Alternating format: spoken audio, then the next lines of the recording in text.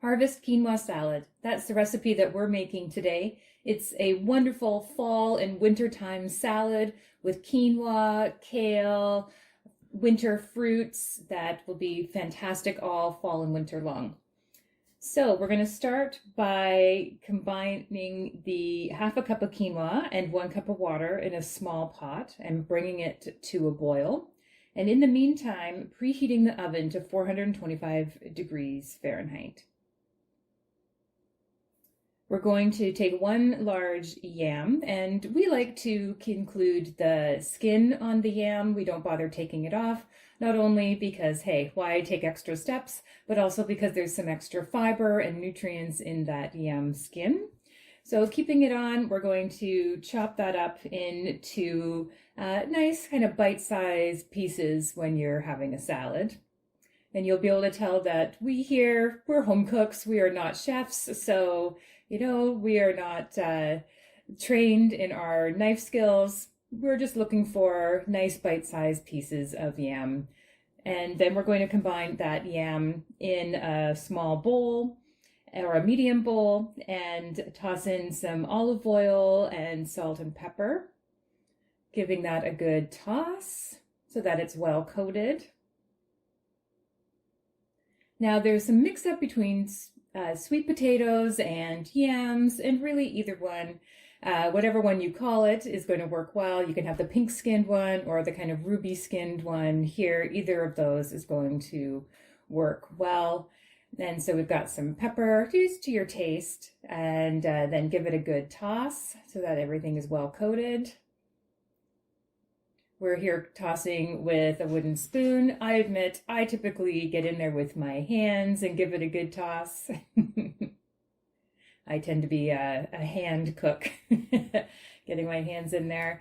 And once it's all well coated, we're going to put that on a baking sheet. And then spreading it out so that there's going to be good heat circulation amongst all those pieces there. When your oven's at the 425 degrees, we're going to put that in the oven. And while the quinoa and the yams are cooking, we're going to get our kale ready. So we've got kale here, and really any type of kale will work well. And whenever you're cooking kale, a little tip is to open it up and see that sometimes some dirt can stick in there in that along the stem. So giving it a good clean. And then we're going to be removing the thicker stems here from this kale. It tends to be quite tough to chew through. So we're going to be taking all the good leaf off and removing those stems, putting those in our compost. And then just a rough chop here. Again, it'll shrink quite a bit, but we're just looking for, nice bite-sized pieces when you're eating a salad.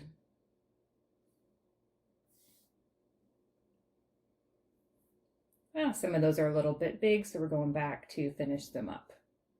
Then we're going to, kind of a rough side. We want 2 cups of kale, and we're doing kind of a rough, this is a salad. We don't need to be completely exacting with our measurement of cups there.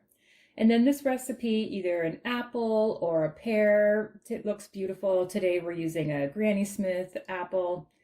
And cutting that off of the core, again, keeping the skin on for the extra fiber, and then giving that dice, again, just looking for that nice bite-size dice for when you're eating a salad.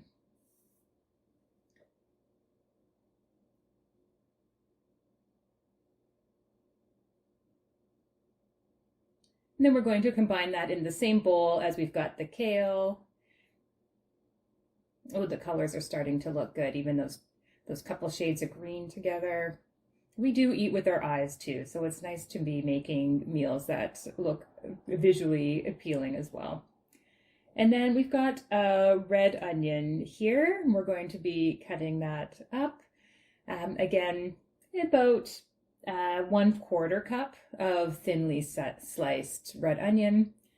Now, a little tip here, I love to make a homemade vegetable stock, and so those end pieces, the skin of the onion, I keep a Ziploc bag in the freezer, and I would add those to my Ziploc bag. And whenever the Ziploc bag is full, then I dump that into a pot with some water and boil that for a while, strain all the veggies out, and it makes a beautiful stock.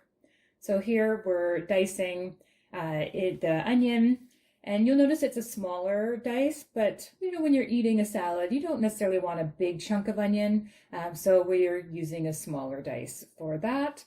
And then it goes in the same bowl as, we're going to be double checking that it's a 1/4 cup.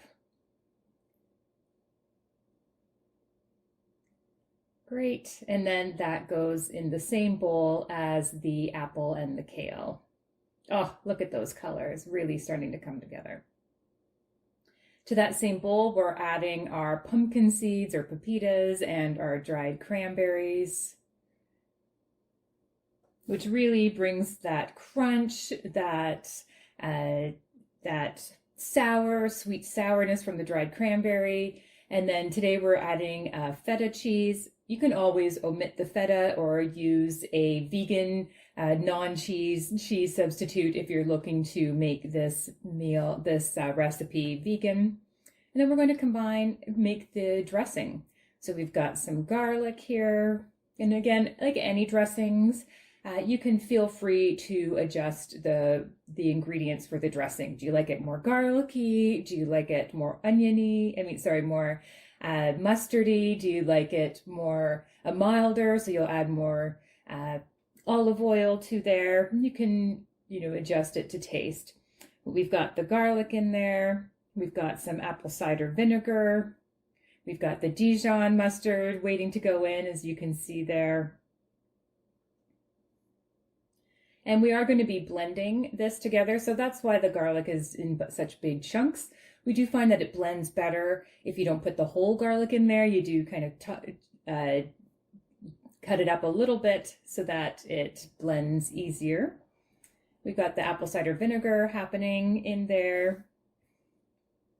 And then next up comes the olive oil.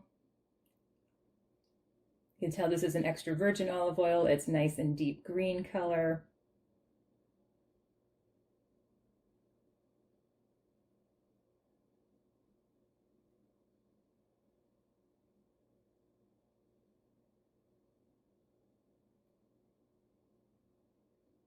Here comes our Dijon.